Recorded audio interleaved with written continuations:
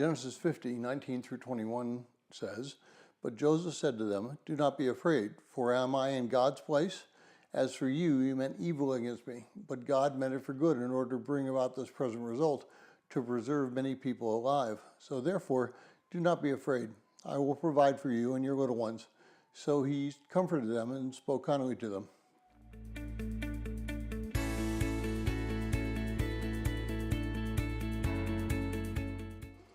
Well, if you're joining us in reading through this 90-day reading plan, today's reading is in Genesis 50:12 through 26, and then all of Exodus 1, and I encourage you to read that passage.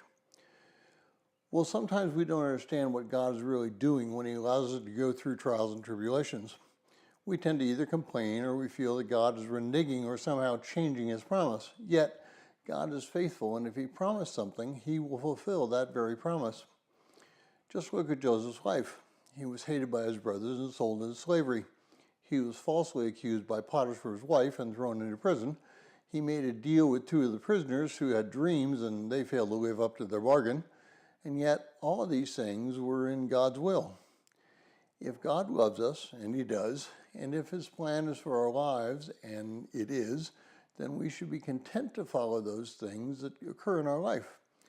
Well, sometimes God leads people through very, very quiet and fulfilling lives, and we might say that they're charmed, so to speak, but others seem to have nothing but struggle and strife. We tend to feel sorry for them and wonder why God was allowing them to go through those struggles. But it's not up to us to say whose life is charmed and whose life is a struggle. God has control of all of the lives and will allow that which is to happen to happen. We cannot understand the why of his reasoning. We must understand that he is in control.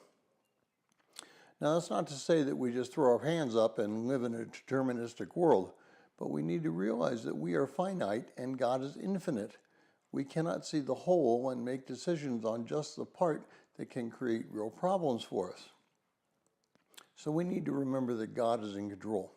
We need to remember that God loves us, and we need to remember that our relationship with him can grow with each struggle we experience.